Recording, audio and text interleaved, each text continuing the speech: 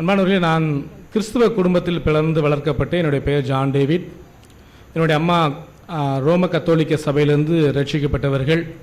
என்னுடைய அப்பா இந்து சமயத்திலிருந்து ரட்சிக்கப்பட்டு ஆண்டவராகிய இயேசு கிறிஸ்துவை ஏற்றுக்கொண்டவர்கள்.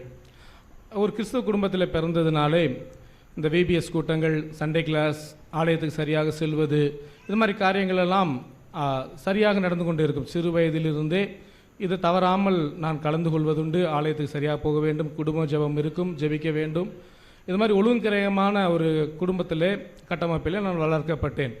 அப்படி இருந்தாலும் கூட என்னுடைய 6-7 வயது வரும்பொழுது கூட நான் கொஞ்சமாக திருட ஆரம்பித்தேன். வீட்டிலே கொஞ்சம் திருட ஆரம்பித்தேன். அதை திருடை மறைப்பதற்கு பொய் சொல்ல ஆரம்பித்தேன். என் நண்பர்களோடு அந்த 6-7 வயதில் கூட அந்த நண்பர்களோடு சேர்ந்து அந்த திருட்டு பழக்கம் அப்படியே கொஞ்சம் கொஞ்சமாக பெருகி வந்தது. அது எனக்கு ரொம்ப சந்தோஷமாக இருந்தது. என் நண்பர்களும் நல்லா இருக்குதேன்னு சொல்லி அதை என்னை கண்டுகொள்ளவில்லை, ரொம்ப உற்சாகப்படுத்தினார்கள். ஆனால் என் தாய் தகப்பன்மார் ரொம்ப கண்டிப்பாக இருப்பார்கள். பொய் சொன்னால் ரொம்ப அடிப்பாங்க, திட்டுவாங்க, ரொம்ப கண்டிப்பாக இருப்பாங்க. இருந்தாலும் அவங்களுக்கு மேலே நான் ஒரே கோபம் கொண்டு எப்படியாவது இந்த திருடு பழக்கத்தை விட முடியாதவனாக அப்படி இருந்து கொண்டு வந்திருந்தேன். இந்த மாதிரி சூழ்நிலையிலே நாங்கள் பொன்னேரியில் இருந்தோம். பொன்னேரி தான் பிறந்து வளர்ந்தது. பிற்பாடு எனக்கு 8 வயது இருக்கும் பொழுது என்னுடைய அப்பா அவர் சொந்த ஊரான மதுரைக்கு நாங்கள் சென்றிருந்தோம். மதுரைக்கு போன பிற்பாடு என்னுடைய வாழ்க்கை இன்னும் அதிகமாக துன்மார்க்கமாக போய்விட்டது. அநேக நண்பர்கள் அங்கே இருந்தார்கள். இங்கே இருந்தது கொட்டில் எங்கள் அநேக நண்பர்கள், அந்த நண்பர்களோடு சேர்ந்து கொண்டு இன்னும் அதிகமான தீய பழக்கங்கள், கெட்ட பழக்கங்களிலே நான் மிகவும் ஈடுபடுத்தப்பட்டேன். எல்லாரும் சொல்லுவாங்க, நான் அவனால் கெட்டேன், இவனால் கெட்டேன்னு சொல்லிட்டு. ஆனால் என்னுடைய வாழ்க்கையில் நான் தான் நிறைய பேருக்கு எடுத்திருக்கிறேன். நான் பாவம் செய்தது இல்லாமல் மற்றவங்களை பாவம் செய்வதற்கு நான் தூண்டுனவனாக இருந்தேன். அந்த மாதிரி தான் ஜீவித்து கொண்டிருந்தேன். 14 வயது இருக்கும் பொழுது 8வது படிக்கும்போது குடிக்க ஆரம்பித்தேன். கொஞ்சமாக நண்பர்கள் கொடுத்தார்கள் என்று சொல்லி அப்படியே குடிக்க ஆரம்பித்தேன். பெண்களோடு சகவாசம், அந்த மாதிரி காரியங்களே நான் ஈடுபட ஆரம்பித்தேன். அப்புறம் கொஞ்ச நாள் ஃபுல்லாக முழு நேரமாக அப்படியே குடிக்க ஆரம்பித்தேன். குடி இல்லாமல் என்னால் இருக்கவே முடியாது. 10வது படிக்கும்போது கூட குடி இல்லாமல் என்னால் இருக்கவே முடியாது. எப்படியாவது குடிக்க வேண்டும், யாராவது காசு கொடுக்க வேண்டும். 30 ரூபாய் எங்கேயாவது யார்ட்டாவது பிச்சை எடுக்கிற அளவுக்கு போய்விடுவேன். காசு கொடுங்கடா, குறா அப்படின்னு சொல்லிட்டு எப்படியாவது ஒரு 50 ரூபா இருந்துச்சுன்னா 55 ரூபா அந்த பாட்டில், குடிகார பாட்டில். அது அந்த ஒயின் ஷாப்புக்காரர் கடன் சொல்லி வாங்கி குடிப்பேன். அந்தளவுக்கு ரொம்ப குடிகாரனாக, ரொம்ப மோசமான அடிமைத்தனத்துக்கு போய்விட்டேன். வாலிபத்தினுடைய எல்லா பாவத்துக்கும் நான் செய்கிறேன்னா மாத்திரமல்ல, முற்றிலும் அடிமையாக மாறிப்போனேன். யாரையும் மீட்க முடியாத நிலைமையில் மாறிப்போனேன். 14 வயதிலிருந்து ஆலயத்துக்கு செல்வதும் நிறுத்திவிட்டேன். ஆலயத்துக்கு சென்றால் அவர்கள் மனம் திரும்ப சொல்வார்கள், பாவத்தை அறிக்கையிட சொல்வார்கள், ஜெபிக்க சொல்வார்கள், இந்த கெட்ட பழக்கங்களை விடும்படியாக சொல்வார்கள். ஆனால் எனக்கு இந்த காரியங்களெல்லாம் பிடிக்கவே இல்லை. நான் ஆலயத்துக்கு வர முடியாது என்று சொல்லி அப்படியே ஆலயத்துக்கு போவதை நிறுத்திவிட்டு இந்த மாதிரி பட்டங்களில் தான் இந்த மாதிரி பழக்கங்களில் ஈடுபட்டு கொண்டே இருப்பேன். ஏதாவது எங்கேயாவது போய் திருடுவது, யார் வீட்லையாவது திருடுவது, கடையில் திருடுவது, அந்த திருட்டு காசை வைத்து கொண்டு குடிப்பது, இந்த மாதிரி காரியங்களில் தான் போயிருக்கின்றேன். ஆனால் படிப்பும் அந்த அளவுக்கு வரவில்லை. இந்த மாதிரி கெட்ட பழத்திலே இருந்ததுனால ரொம்ப ரொம்ப துன்மார்க்கமாக நான் ஜீவித்து கொண்டிருந்தேன். நான் தான் வீட்டில் முதல் பையன். எனக்கு அப்புறம் ஒரு தம்பி, 2 தங்கச்சி. ஆனால் இருந்தாலும் கூட ஒரு பொறுப்பு அப்படின்றதுலாம் ஒன்றுமே கிடையாது. எனக்கு பொறுப்பு இல்லாதவனாக ஊர் சுற்றுவதான் எனக்கு மெயினான காரியம். நண்பர்களோடு ஜாலியாக இருக்கணும். அதுதான் எனக்கு வாழ்நாள் முழு அப்படி அந்த வாலிபம் ஃபுல்லாக அப்படி தான் இருந்து கொண்டிருந்தது. என்னுடைய தகப்பனார் இருந்தனாலே வீட்டில் பெரிய பிரச்சனை. என் குடும்பத்தினுடைய சமாதானத்தை முழுவதும் நான் கெடுத்து போட்டேன். எங்கள் அப்பாவை அடித்திருக்கிறேன், எங்கள் அம்மாவை அடித்திருக்கிறேன், ரொம்ப மூர்க்கமாக கோபக்காரனாக இருந்திருக்கிறேன். அந்த மாதிரி சூழ்நிலையிலே எங்கள் அம்மா அதிகமாக ஜெபிப்பார்கள். காலை 5 மணிக்கெலாம் ஜெபிப்பாங்க, நைட்லாம் ஜெபிப்பாங்க. அதனால் ஜெபிக்கிறத பார்த்தா எனக்கு எரிச்சல் ஆகிடும். என்னடா இப்படி போய்ட்டு எப்போ பார்த்தாலும் ஜெபிக்கிறாங்க, என் பேரை சொல்லி ஜெபிச்சுன்னுக்கிறாங்களே அப்படி சொல்லிட்டு அந்த 15 வயதில் வீட்டில் தூங்க மாட்டேன். எங்கேயாவது தெருவில், இல்லை நண்பர்கள் வீடு, இல்லைனா ஏதாவது ஒரு சமுதாய நலக்கூடம், இந்த மாதிரி தான் அப்படி தூங்கி விடுவேன். எப்போயாவது சாப்பிட, ட்ரெஸ் மாற்ற, இதுதான் வீட்டுக்கு போவேன். அந்த அளவுக்கு ரொம்ப துன்மார்க்கமாக மாறி போனேன். என்னோடய அப்பா பார்த்து விட்டு கண்ணீரோடு சொன்னார், உங்கள் எடுத்து போய் சொல்லின்னு தெரியல, ஆனால் எங்கள் அப்பா என்ன பார்த்து சொன்னார், செத்து போடா. நீ நிறைய பேர் சொல்லிக்கிறார், நீ இவன் செத்து போயிட்டா நல்லாயிருக்கும். எத்தனையோ ரயில் போகுது, அந்த ட்ரெயின்லேருந்து செத்து போயிட்டா நல்லாயிருக்கும். ஏன்னா அந்தளவுக்கு ரொம்ப மோசமாக இருக்கிறான், எனக்கு ரொம்ப நிந்தையாக இருக்கிறான், எனக்கு ரொம்ப என்னை கேவலப்படுத்துகிறான், இந்த குடும்பத்துக்கு அவனால் எல்லாமே கெட்டு போச்சு அப்படி சொல்லிட்டு அநேக முறை எங்கள் அப்பா செத்து போடா, எந்த தப்புன மாதிரி சொல்ல மாட்டாங்க, நீங்கள் சொல்லுவீங்கன்னு தெரியாது. ஆனால் எங்கள் அப்பா என்னை பார்த்து அநேக முறை சொல்லியிருக்கிறார், கண்ணீரோடு சொல்லியிருக்கிறார், சும்மா இல்லை கண்ணீரோடு சொல்லியிருக்கிறார். அப்படி தான் இருந்தாலும் கூட நான் விடவில்லை. நீ என்ன வேணால் சொல்லிட்டு போ, நான் இப்படி தான் இருப்பேன்னு சொல்லி இன்னும் அதிகமாக துன்மார்க்கமாக நான் ஜீவித்து கொண்டு இன்னும் அதிகமான கெட்ட பழக்கங்களை செய்வது. கெட்ட வார்த்தை பேசாமல் இருக்கவே முடியாது. கெட்ட வார்த்தை வாய் திறந்தால் கெட்ட வார்த்தை தான் வரும், மற்ற எதுவுமே வராது. யாரும் கட்டுப்படுத்த முடியாத ஒரு வாலிபனாக தான் வளர்ந்து வந்தேன். இப்படியே 12வது முடிச்சுட்டு ஒரு 19-20 வயதில் வரும்பொழுது சரியாக ஒரு முடிவு எடுத்தேன். வாழ்க்கை ரொம்ப கஷ்டமானது, யாரும் காப்பாற்ற முடியாது, நண்பர்கள்லாம் யாரும் காப்பாற்ற முடியாது. சரி, நம்ம ஒன்றும் செய்யலாம். என்ன பண்ணோன்னா, இன்னும் அதிகமாக இந்த பாவ இச்சைங்களுக்கு காரங்களுக்கு எல்லா விதக்கும் நம்ம அடிமையாக போகலாம், நல்லா என்ஜாய் பண்ணலாம். இன்னும் நல்லா என்ஜாய் பண்ணிவிட்டு ஒரு 25 வயது வரும்பொழுது நாம் ஏதாவது விஷம் வைத்து நம்மளே சாப்பிட்டு நம்ம செத்து போகலாம். அப்பாவும் ஏற்கனவே சொல்லிகிட்டே இருக்கிற செத்து போடான்னு சொல்லிட்டு, அதனால் நானே செத்து போகலாம். ஆனால் 25 வயது, அந்த 25 வயதுக்குள்ளே என்னென்ன பாவங்கள் உலகத்தில் இருக்குதோ எல்லாத்தையும் அனுபவிக்க வேண்டும் என்று சொல்லி தீர்மானமே எடுத்து விட்டேன். அது முற்றிலுமாக அதே நோக்கி தான் பயணம் செய்து கொண்டிருந்தேன். எப்படியும் சாக போகிறோம், எதுக்கு நம்ம சர்ச்சைக்கு போகணும், எதுக்கு சாக போகிறோம், எதுக்கு நம்ம கேட்கணும், நான் சாக போகிறோம் எதுக்கு அம்மாவுக்கு கீழ்ப்படியணும், அப்பாவுக்கு எதுக்கு கீழ்ப்படியணும் அப்படி சொல்லி இன்னும் அதிகமாக துன்மார்க்கமாய் ரொம்ப துன்மார்க்கமாக ஜீவித்து கொண்டே வாலிபத்தினுடைய எல்லா விதமான ரகசிய பாவங்களுக்கு ரொம்ப அடிமையாக இருந்தேன். பாவம் செய்யாமல் எல்லாம் தூங்க முடியாது. ஏதாவது ஒரு பாவம் ஏதாவது தப்பு பண்ணாதான் நிம்மதியாக தூங்க முடியும். அந்த அளவுக்கு நான் மிக கொடூரமாக மாறிப்போனேன். அப்படி இருக்கும் பொழுது என்னோடய அப்பா ஒரு நாள் வந்து, தம்பி என்னால் முடியல, தம்பி தங்கச்சிலாம் இருக்கிறாங்க, நீ இப்படியாவது காப்பாற்று, என்னால் இது சரீரத்தில் பலன் இல்லை, இப்படியாவது நீ காப்பாற்று, நீ செத்து போறியோ இல்லையோ, நீ சாகிற அளவுக்காவது அட்லீஸ்ட் இந்த பசங்களுக்கு சாப்பாடு போடணும், இந்த பசங்களை படிக்க வைக்கணும், எப்படியாவது காப்பாற்று அப்படின்னு சொல்லி கையெடுத்து என்னை கும்பிட்டு என்னை அழுதார் எனக்கு முன்னாடி. சரி, கடைசி அந்த மனுஷன் ஏதோ சொல்கிறாரு அப்படி சொல்லிட்டு சென்னைக்கு திருப்பி வந்த மதுரையிலேருந்து சென்னைக்கு வந்து என்னுடைய சொந்தக்காரன் வீட்டில் மாமா வீட்டில் இருந்து கொண்டு ஆலயத்துக்கு செல்ல இருந்தது. ஏன்னா கட்டாயமாக அவங்க போகணும், அவங்கள கூட்டிகிட்டு போகணுமே அப்படி சொல்லிட்டு கட்டாயத்தின் பேரிலே ஒரு சிறிய ஒரு ஆலயத்துக்கு நான் சென்று வந்து கொண்டிருந்தேன். ஆனால் ஆலயத்துக்கு செல்ல அங்கே தேவனுடைய வார்த்தையை கேட்க எனக்குள்ள ஒரு மாறுதல் உண்டானதை நான் பார்த்து கொண்டே இருந்தேன். எனக்குள்ள அந்த வார்த்தையானது கிரியை செய்ய ஆரம்பித்தது. அது எனக்கே தெரியாமல் அது கிரியை செய்ய ஆரம்பித்தது. நான் எந்த அளவுக்கு துன்மார்க்கமாக ஜீவித்தனோ அந்த எல்லாம் அப்படியே கொஞ்சம் கொஞ்சமாக குறைய ஆரம்பித்தது. ஆனால் ரகசியமான பாவங்களுக்கு நான் விடுதலையாக்கப்பட முடியவில்லை. விடுதலையாகல, நான் பாவம் பண்ணிகிட்டே இருப்பேன், தப்பு செஞ்சுட்டே இருப்பேன், கெட்ட வார்த்தை பேசிகிட்டே இருப்பேன். ஆனால் இந்த தேவனுடைய வார்த்தையானது எனக்குள்ள அதிகமாக உறுதியில் கிரியை செய்து கொண்டே இருந்தது. ஆனால் அதை பெருசாக நான் எடுத்துக்கொள்வதில்லை.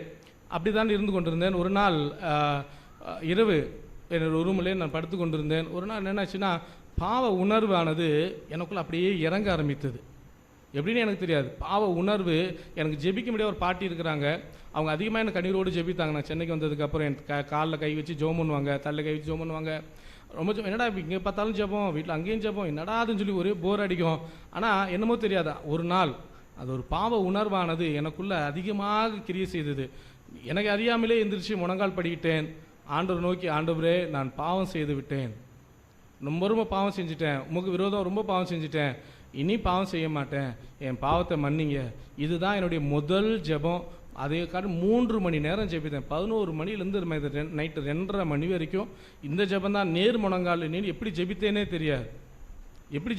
தெரியாது. நான் நேர் முழங்கால் நின்று யாருக்கு கீழ்ப்படியாதவனாக இருந்தேன்.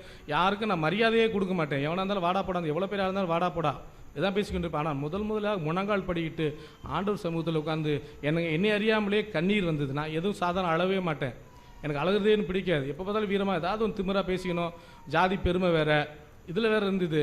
அதனால் அழுததே கிடையாது. ஆனால் அன்றைக்கி நைட்டு அழுதேன், கண்ணீரோடு அழுதேன். ஒரே வார்த்தை, ஆண்டவரே என் பாவத்தை மன்னிங்க, நான் ரொம்ப பாவம் பண்ணிட்டேன், இனி பாவம் செய்ய மாட்டேன், என் பாவத்தை மன்னிங்க அப்படி சொல்லிட்டு அழுக ஆரம்பித்தேன். ஆனால் அன்றைக்கு அன்பானவர்களே, எனக்குள்ளே தேவ சமாதானம் வந்தது. நான் இரவு படுக்கும் பொழுது எனக்குள்ளே பெரிய ஒரு இருளானது என்னோட அப்படியே கடந்து செல்வதை நான் பார்த்தேன். அது ஒரு மரத்தில் சுற்றி அப்படியே சாகுவதை, ஒரு செத்து போகிறதாகவும், நான் ஒரு பலிபீடத்தில் அமர்ந்திருப்பதாகவும், பலிபீடத்தை படுத்திருப்பதாகவும் எனக்கு தரிசனம் வந்தது. அன்பானவர்கள், அன்னைக்கு தான் நிம்மதியாக தூங்கினேன். 21 வயதில் நிம்மதியாக அன்னைக்கு தான் நான் தூங்கினேன். தூக்கத்தில் சிரித்தேன். தேவ சமாதானம் எனக்குள்ளே வந்துச்சு. ஆனாலும் கூட அந்த ரகசியமான பாவங்களுக்கு என்னால் அதுலேருந்து வெளியில் வர முடியல. ரொம்ப கஷ்டப்பட்டு கொண்டு இருந்தேன். அப்போ ஜெபிக்க தெரியாது. ஏசப்பாட்டா, அப்பா எனக்கு இப்படியாவது வரணும், ஏதாவது எனக்கு உதவி செய்யுங்கன்னு சொல்லி ஜெபித்து கொண்டே இருந்தேன். அப்பொழுது ஆண்டவருடைய கிருபையினால் ஒரு ஊழியக்காரர் எனக்கு அறிமுகமானார். நல்ல ஊழியக்காரர் அறிமுகமாகி என்னோட பேச ஆரம்பித்தார். என்னுடைய காரியங்கள் எல்லாத்தையும் அவர்கிட்ட சொல்ல ஆரம்பித்தேன். ஆனால் என்னுடைய நிலைமை இப்படி தான் இருக்கிறது, நான் பாவங்களுக்கு இப்படி அடிமையாக இருக்கிறேன், இதெல்லாம் செய்திருக்கிறேன் என்று சொல்லி அவர்கிட்ட சொல்லும்பொழுது அவர் அதிகமாக ரட்சிப்புக்காக ரொம்ப ஜெபம் பண்ணார். நான் அவரோடு சேர்ந்து அதிகமாக ஜெபிக்க ஆரம்பித்தேன். அவர் ஒரு கற்றுக் கொடுத்த ஒரே காரியம் என்னென்னா, தம்பி நீ பாவத்திலேருந்து விடுதலை அடையணும்னா, ஏன்னா பாவத்தோடு நீ பரலோகம் போக முடியாது, பாவத்தை மறைத்து கொண்டு பாவத்தில் விடுதலை அடையாமல் நீ பரலோகம் போக முடியாது. உன் பாவத்திலேருந்து நீ விடுதலை அடையணும்னா, உன் பாவத்தை ஆண்டவர் மன்னிக்கணும் அப்படின்னா நீ பாவத்தை அறிக்கையிடணும் அப்படின்னு சொல்லி கொடுத்தார். ஐயோ திருப்பி வான்னு சொல்லிட்டு, சரி எனக்கு என்ன பாவம் செஞ்சேன்னு தெரியலை, சின்ன வயசுலேருந்து எல்லாத்தையும் மறந்துட்டேன், என்ன பண்ணுறதுன்னு தெரியல, நீ போய் ஜெபம் பண்ணு, உபவாசம் வந்து ஜெபம் பண்ணு, ஆண்டவனோடு பேசுவார்னு சொல்லி ஆலோசனை கொடுத்தார். சரி ஏதோ சொல்கிறாங்கன்னு சொல்லிட்டு போய் உபவாசம் இருந்து 3 நாள் உபவாசம் உட்கார்ந்து மணிக்கணக்காக ஜெபம் பண்ண ஆரம்பித்தேன். ஆண்டவரே நான் என்னென்ன பாவம் செய்யலாம் மறந்துட்டேன், ஆனால் பாவம் செய்தால் என்னென்ன பாவம் செய்தேன் என்னென்ன மறந்துட்டேன், எனக்கு தயவுசெய்து எனக்கு காட்டுங்கன்னு சொல்லும்போது ஆண்டவர் அந்த 6-7 வயதுலேருந்து செய்த 21 வயது வரைக்கும் செய்த பாவங்களை, நான் எங்கெல்லாம் சண்டை போட்டேன், யாருங்கெல்லாம் திருடுனேன், எங்கெல்லாம் பொய் சொன்னேன், யாரை அடித்தேன் அப்படின்றதெல்லாம் அப்படியே காண்பிக்க ஆரம்பித்தார். ஒன்றொன்னா எழுத ஆரம்பித்தேன், போய் ஒன்றொன்னா சரி செய்ய ஆரம்பித்தேன். போய் எங்கெல்லாம் திருடணும், சில பேர் முஸ்லீமாக இருந்தாங்க, அவங்களாம் பார்த்துட்டு ரொம்ப ஆச்சரியப்பட்டாங்க, நீ அப்படி மாறிட்ட, நீ ஏடா நான் எதிர்பார்க்கவே இல்லையடான்னு சொல்லிட்டு அவங்களுக்கு ஒரு ஆச்சரியமாக இருந்தது. இயேசு பேசினார், திருப்பி கொடுக்க சொன்னார் அவங்களுக்கு ஒரு ஆச்சரியமாக இருந்தது. இயேசு பேசினாரா, எப்படி ஆண்டவர் இயேசு பேசினார் அப்படின்னு சொல்லும்போது நான் வேதத்தின் மூலியமாக காண்பிச்சேன், ஆண்டவர் என்னோடு பேசினார், இந்த காரியங்கள்லாம் செய்யக்கூடாது, திருப்பி கொடு என்று சொன்னார். சொல்லும்போது ரொம்ப ஆச்சரியமாக இருந்தது. நிறைய பேர் ஆச்சரியப்பட்டாங்க. இப்படி காரியங்கள் அப்படியே சரி செய்ய ஆரம்பித்தேன். ஸ்கூலில் படிக்கும் பொழுது 8வது படிக்கும் பொழுது பிட் அடித்து பாஸ் பண்ணி கவர்மெண்ட் வந்து ஸ்காலர்ஷிப் வாங்கியிருந்தேன். ஒரு வருஷத்துக்கு 4000 சொல்லிட்டு அதை போய் சரி செய்யும்படியாக உதவி செய்தார். அந்த மாவட்ட கல்வி அதிகாரிக்கு அது செய்யும்படியாக ஆண்டவர் கிருபை கொடுத்தாரு. எங்கெல்லாம் டிக்கெட் எடுக்காமல் போனனோ அதெல்லாம் சரி செய்யும்படி ஆண்டவர் கிருபை கொடுத்தாரு. எங்கெல்லாம் சண்டை போட்டனோ அங்கெல்லாம் கிருபை கொடுத்தார். இந்த மாதிரி செஞ்சுட்டு முடிவு திடீர்னு எங்கள் அப்பா இறந்து போயிட்டார். நான் ரொம்ப கஷ்டமாக போச்சு. நான் ஆண்டவரே இப்போ தான் நீங்கள் வரீங்க, நீங்கள் சொல்கிறீங்கன்னு சொல்லிட்டு உங்களோட பேச வந்தேன், திடீர்னு எங்கள் அப்பா இறந்து போயிட்டாரேன்னு சொல்லும்போது ஆண்டவர் சொன்னார், உங்கள் அப்பாவை நான் எடுத்துக்கொள்வேன், ஆனால் நான் உன்னோட கூட இருப்பேன், நீ பயப்படாதே திகையாதே, நான் உன்னோடு ரட்சிப்பதற்கு உன்னோட கூட இருக்கிறேன்னு சொன்னார். அப்போது ரொம்ப ஆறுதலாக இருந்துச்சு. எங்கள் அப்பா இறந்து போனாலும் குடும்பத்தின் பொறுப்புகள் என் மீது அதிகமாக வந்தது. இருந்தாலும் கூட அவைகள் மத்தியில் கூட நான் செய்த காரியம் என்ன, போய் அந்த மனம் திரும்புதலை பற்றி கொண்டு நான் காரியங்கள் எல்லாவற்றையும் சரி தேவன் சொன்ன எல்லா காரியத்தையும் அப்படியே சரி செய்ய ஆரம்பித்தேன். அப்படி சரி செய்யும் போது எங்கள் அம்மாவோட மன்னிப்பு கேட்டேன், தங்கச்சிகிட்ட தாழ்த்தி மன்னிப்பு கேட்டேன், என் தம்பிகிட்ட தாழ்த்தி மன்னிப்பு கேட்டேன். எல்லாத்துக்கும் ஆண்டவர் கிருபை கொடுத்தார். அப்படி என் இதயத்தை சுத்தம் பண்ண எனக்குள்ள சுத்தமான ஒரு இருதயம் வந்தது. அந்த கெட்ட வார்த்தை பேசுறது என்னோட போச்சு. எப்படி தான் அந்த பாவத்தை அந்த மாதிரி இந்த கஞ்சா மாதிரி இருக்கும், அந்த புயல போடுறது, தண்ணி அடிக்கிறது, இந்த மாதிரி காரியங்கள் எல்லாம் அப்படியே எனக்குள்ள அப்படியே விட ஆரம்பிச்சிச்சு. அப்படியே முற்றிலுமாக அப்படியே ஆண்டவர் கொஞ்சம் கொஞ்சமாக விடுதலை கொடுக்க ஆரம்பித்தார். தேவனுடைய வார்த்தை அதிகமாக நேசித்து படிக்க முடியாத தேவன் கிருபை கொடுத்தார். அதிகமாக ஜெபிக்க முடியாத ஆண்டவர் சொல்லிக் கொடுத்தார். இப்படி செய்யும்படியாக அப்படி செய்யும்போது ஆண்டவர் எனக்குள்ள பெரிய சமாதானத்தை கொடுத்தார், எனக்கு ஒரு நம்பிக்கையை கொடுத்தார். எனக்குள்ள கிரியை செய்த அந்த தற்கொலையின் ஆவி, இப்போ செத்துப்போ, பிசாசு எப்போ பார்த்தாலும் சொல்லிட்டே இருப்பான், நீ செத்துப்போ, நீ சொன்னல 25 வயசு செத்து போயிருவேன்னு சொல்லிட்டு, ஏன் இப்படி இப்போ நீ ஏன் மாறிட்ட அதிக முறை ஜெபிக்கும் போது பின்னாடின்னு சொல்லிகிட்டே இருப்பான். சத்தத்துக்கு செவி கொடுக்காம ஆண்டவர் சத்தத்துக்கு மாத்திரம் செவி கொடுத்து அப்படியே நான் போக ஆரம்பித்தேன். அப்படி போகும்போது ஆண்டவர் என் வாழ்க்கையை அப்படியே கட்ட ஆரம்பித்தார். என் தங்கச்சிமார்களுடைய வாழ்க்கையை, படிப்பாகட்டும், திருமண காரியங்களாக இருக்கட்டும், எல்லா காரியத்திலையும் ஆண்டவர் அப்படியே கரெக்டாக சரி செய்த நான் பார்த்தேன். நான் நினச்சி கூட பார்க்க முடியாது. ஏன்னா அப்பா இல்லை, என் தம்பி தங்கச்சி படிக்கணும், அம்மாவை பார்க்கணும், எல்லா விதத்தையும், ஆனால் எல்லா விதத்தின் மத்தியிலும் ஆண்டவர் தேவையில் கரெக்டாக எனக்கு சந்தித்து வந்து ஆண்டவர் பலப்படுத்தி என்ன தேவையோ கரெக்டான இடத்துல அப்படியே சந்தித்து வந்தார். அதை தொடர்ந்து என்னுடைய திருமண காரியங்கள் வரும்பொழுது தேவன் அவர் சித்தத்தை செய்யும்படி செய்தார். அவர் சித்தத்தை நான் செய்தேன். தேவனத்தில் கேட்டேன், ஆண்டவரே என்னுடைய பாவங்களை நீர் மன்னித்தீரான், பாவத்திலிருந்து விடுதலை தாரும் என்று சொல்லி நான் ஜெபித்த பொழுது தேவன் என்னோடு 1 பேதுரு 2ஆம் அதிகாரம் 24-25 வசனத்தின் மூலமாக என்னோடு பேசி என் ரட்சிப்பின் நிச்சயத்தை, பாவம் மன்னிப்பின் நிச்சயத்தை எனக்கு கொடுத்தார். 1 பேதுரு 2ஆம் அதிகாரம் 24-25 வசனங்கள். நாம் பாவங்களுக்கு செத்து நீதிக்கு பிழைத்திருக்கும்படிக்கு அவர் தாமே நமது சரீரத்திலே நம்முடைய பாவங்களை சிலுவின் மேல் சுமந்தார். அவருடைய தழும்புகளால் குணமானீர்கள். சிதறுண்ட ஆடுகளைப் போல் இருந்தீர்கள், இப்பொழுதோ உங்கள் ஆத்துமாக்களுக்கு மேய்ப்பரும் கண்காணியுமானவரிடத்தில் திருப்பப்பட்டிருக்கிறீர்கள் என்பதாக. ஆண்டவர் அதிகமாக சொல்லும்போது மன்னிப்பு நிச்சயம் வந்தது, எனக்கு பாவம் மன்னிப்பு நிச்சயம் வந்தது, நான் ரட்சிக்கப்பட்ட என்ற உணர்வு வந்தது. அதன் பிற்பாடு ஆண்டவர் எல்லா காரியத்தையும் என் வாழ்க்கையில் செய்து வந்தார். ஒரு நன்மை என் வாழ்க்கையில் குறைபடாதபடிக்கு எல்லாத்தையும் ஆண்டவர் செய்து கொண்டு வந்திருந்தார். திருமண காரியங்கள் வந்து திரும்ப தேவனுடைய சித்தத்தை செய்யும்படி உதவி செய்தார். எனக்கும் சித்தம் இருந்தது, நான் நான் இப்படி செய்ய வேண்டும், இப்படிலாம் செய்யணும் அப்படி சொல்லி நான் யோசனை பண்ணியிருக்கும்போது அதுவும் சித்தமல்ல, நான் உனக்கு வைத்திருக்கிற காரியத்தை நீ செய்ய வேண்டும்னு சொல்லி ஆண்டவர் அவர் சித்தத்தை செய்யும்படி எனக்கு உதவி செய்ய தங்கச்சிமார்களுக்கும் ஆண்டவர் உதவி செய்தார். ஆண்டவர் என்னை அதிகமாக ஆண்டவர் ஆசீர்வதித்துக்கிறார். ஒரு கம்பெனியில் ஃபினான்ஷியல் டிபார்ட்மெண்ட்டில் வேலை செய்யும்படியாக தேவன் கிருபை கொடுத்தார். அந்த கொரோனா டைமில் கூட ரொம்ப கஷ்டமாக போச்சு. அந்த கஷ்ட நேரத்துலையும் கூட ஆண்டவர் ரொம்ப கிருபை கொடுத்தார். தேவன் செய்த ஒரு அற்புதமான காரியம் என்னென்னா, ரெண்டு அற்புதமான காரியம் மறக்க முடியாத காரியம். ரெண்டு காரியம் என்னென்னா, என்னுடைய முதல் குழந்தை பிறக்கும் பொழுது பிறக்க சூழ்நிலை கரெக்டாக டேட்லாம் கொடுத்துட்டு ஹாஸ்பிட்டல் இருக்கும்போது பனிக்கூட உடஞ்சி போச்சு. டாக்டர் சொன்னாங்க, பிள்ளையை காப்பாற்றுவது ரொம்ப கடினமான நிலைமை, ஒன்று பிள்ளை காப்பாற்றப்படும், இல்லைன்னா அம்மா காப்பாற்ற போகிறேன், ஏதாவது ஒன்று தான் நீ கடவுளை வேண்டிக்கோங்கன்னு சொல்லிட்டு அந்த நேரத்தில் ஆண்டவர்கிட்ட ஜெபம் பண்ணேன். ஆண்டவர் சொன்னார், உன்னுடைய பிள்ளை முன்னா போய் என் மகிமை உன்னை பின்னாலே காக்கும் என்பதாக தேவனுடைய வாக்குத்தத்தம் கொடுத்தார். வாக்குத்தம்படி அழகாக அந்த குழந்தை பிறக்கும்படி தேவன் கிருபை கொடுத்தார். இந்த கொரோனா டைமில் சின்ன ஒரு ஆக்சிடென்ட் நடந்தது. ஆக்சிடென்ட் அப்போ என்ன ஆச்சுன்னா, தலையில் அடிபட்டு மூளையிலலாம் ரத்தம் அப்படியே கிளாட்டாக ஆரம்பிச்சு, ரத்தம் உரைய ஆரம்பிச்சு விட்டது. பெரிய ஹாஸ்பிட்டலில் அட்மிட் செய்யப்பட்டேன். அந்த டாக்டர்கள் மனைவி இடத்துல இப்படியாக சொன்னார்கள், ஒரு கணவன் ஒரு பிழைக்கலாம், அப்படி பிழைத்தாலும் கோமா ஸ்டேஜுக்கு தான் போகிற சில நிலைமையாக இருக்குது, ஏன்னா அந்தளவுக்கு அந்த ரத்தமானது உறைந்து கொண்டே வருகிறது என்பதாக மனைவி அதிகமாக பயப்பட்டால், ஜெபித்தால். அதைத் தொடர்ந்து தேவ பிள்ளைகளும் அதிகமாக நிறைய பேர் ஜெபித்தாங்க.